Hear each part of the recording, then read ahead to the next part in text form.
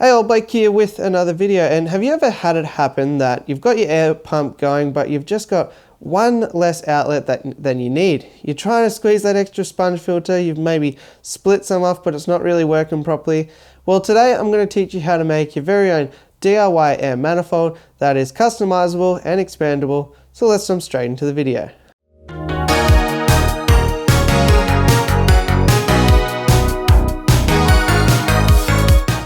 Okay, so to make a DIY air manifold, first of all, I guess we need to understand what a manifold is.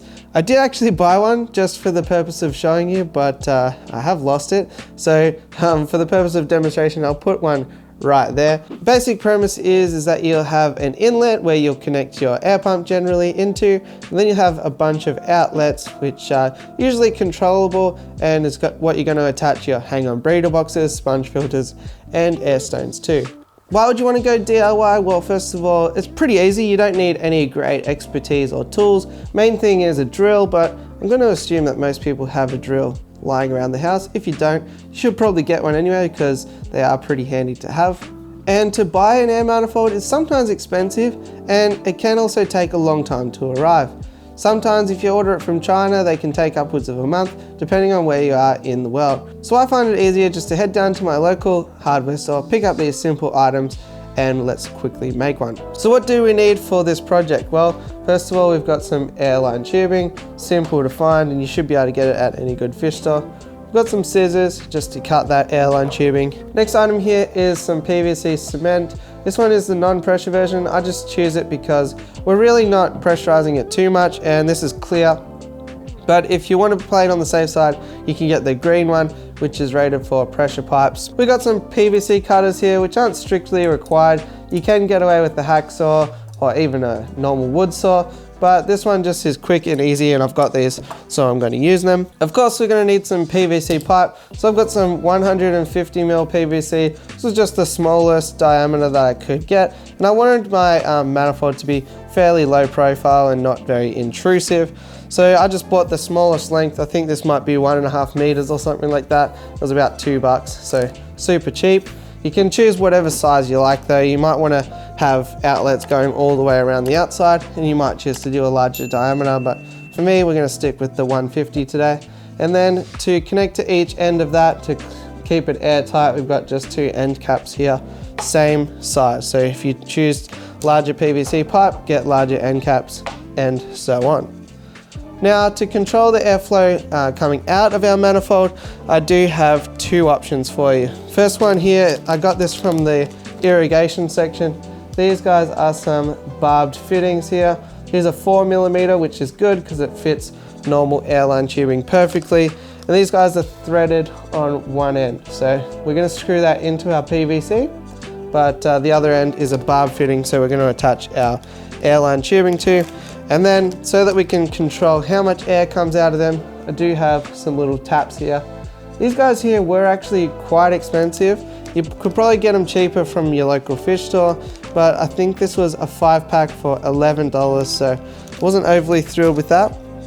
If you do have time up your sleeve, you can jump on eBay or Amazon, I think, and I'd actually prefer to use these, but they do take, as I say, about a month to arrive. And these are the same kind of thing combined into one. I think that these were about $2 each. So they're a stainless steel valve here with a thread at one end, so we can screw it the same way into our PVC and adjust the flow. So I'll set it up with both of these just to show you, but it's fairly straightforward.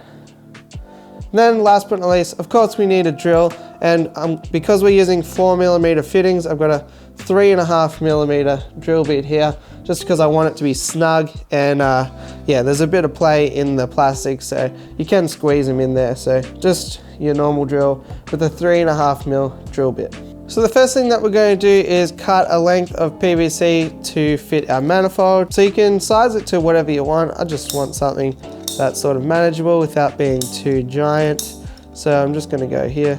Don't go too hard on the PVC cutters, sort of let it cut a slice into, and then before too long you will have yourself a piece of PVC. So something like this will work totally fine for what we want here today. Next up, what I'm going to do is take my PVC cement and glue the 2 end caps onto each end and just allow it to dry for, doesn't take too long, about 5 to 10 minutes or something like that. I wouldn't recommend doing it on the kitchen table, but we're going to be very careful here today. Especially if you're using the green one, don't do it on your kitchen table, because you can get in a lot of trouble from your spouse if you make a mess, which I've just done. Okay, so we've waited a couple of minutes and our little manifold here has started to cure. So this is what we're looking like here. Now obviously this is only handy if we can get air into it and then out of it. So what I'm going to do is just drill a hole right in the end here, and I'm going to attach one of my 4mm barbed fittings. So try and get it in the center if you can, just be very careful.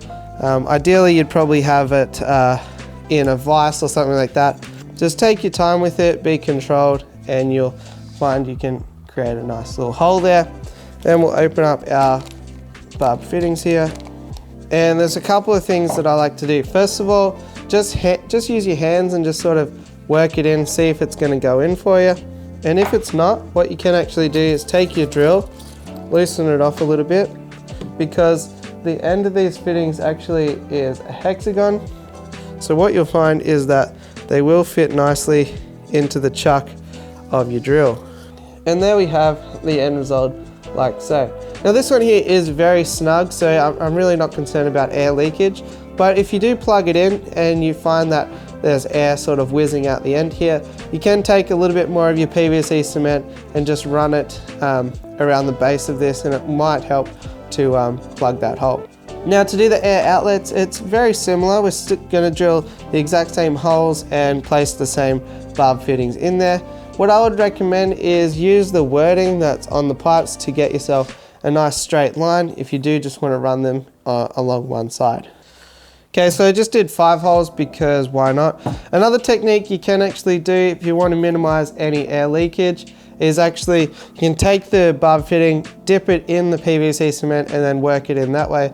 You definitely want to make sure that it's going to actually thread in before you do that, because once you've dipped it in the PVC cement, it gets a bit permanent from that point. If you are really struggling to get them screwed in, you can also make use of a pair of pliers as well. Just especially if you've drilled the holes nice and close together so that your drill doesn't actually fit.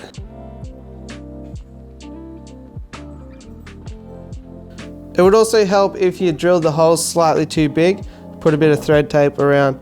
I just find that it makes it really hard to get it into the holes, so I choose not to use thread tape. Okay, so now I'll show you how it would work with one of these stainless steel outlets. Exactly the same, you just screw it in.